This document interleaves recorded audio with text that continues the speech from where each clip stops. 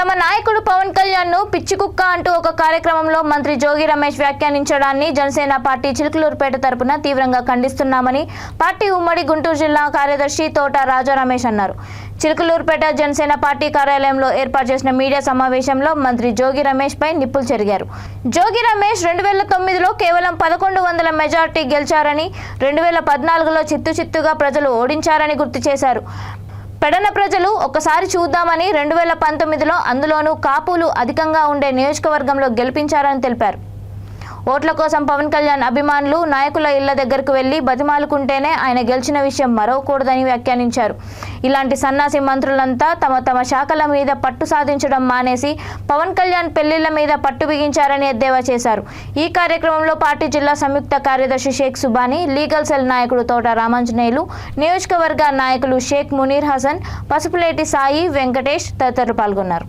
పవన్ కళ్యాణ్ చూస్తుంటే మీ 151 మంది ఎమ్మెల్యేలకి, మీ మంత్రులకి, మీ ఎంపీలకి, మీ ముఖ్యమంత్రికి పోసుకుంటారు కదరా బాబు, పడతారు కదరా మీ రాష్ట్రం, మీ మంత్రులకి, మీ ముఖ్యమంత్రికి. మీకు పదే ఒక సభలో చిన్నారులు, మహిళలు అందరూ ఉన్నటువంటి సభలో రైతులకేదో న్యాయం చేసినట్టు, పేద ప్రజలకేదో మీరేదో ఇళ్ల పట్టాలు ఇస్తున్నట్టు, పెత్తందారులకి అదేవిధంగా పేద ప్రజలకి మేము వారధిగా ఉన్నట్టు పోస్టర్లు వేసుకొని ఈరోజు రాష్ట్రంలో అధోగతి పాలు చేసినటువంటి చరిత్ర మీది. మీరు మా పవన్ కళ్యాణ్ విమర్శిస్తారా? జోగి రాసుకుంటే బూడిద రాలిదంట. నువ్వు నీ ముఖ్యమంత్రి రాసుకుంటే బూడిద రాలి, ఆ బూడిద ఈ రాష్ట్ర ప్రజల నోట్లో కొట్టినటువంటి సందర్భం ఈరోజు రాష్ట్రంలో ఉంది.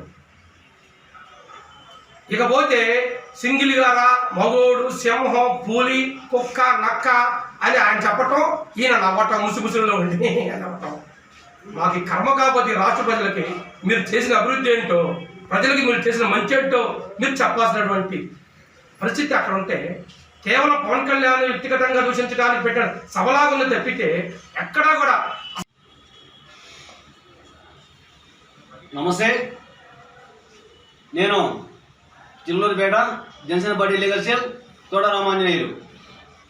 అయ్యా ముఖ్యమంత్రి గారు, నిన్న మీరు ఒక మీటింగ్ ఏర్పాటు చేశారు. ఆ మీటింగ్కి సంబంధించి 6 కిలోమీటర్లు కష్టపడి ప్రజల డబ్బుతో హెలికాప్టర్ మీద ప్రయాణం చేశారు. ఎందుకంటే కనీసం మీరు ఆ 6 కిలోమీటర్ల రోడ్డు కూడా సరిగా వేయలేదు కాబట్టి, ఆ రోడ్డు మీద మీరు సరిగా ప్రయాణించలేదు కాబట్టి 6 కిలోమీటర్లు కూడా హెలికాప్టర్లో ప్రయాణించవలసిన పరిస్థితి వచ్చింది. ఇకపోతే మీరు అక్కడ ఏర్పాటు చేసిన ప్రోగ్రాం ఏమిటి? 44,000 మందికి మీరు ఇళ్ల పట్టాలు ఇస్తున్నారా? అది నిజమా? అది సాధ్యమేనా?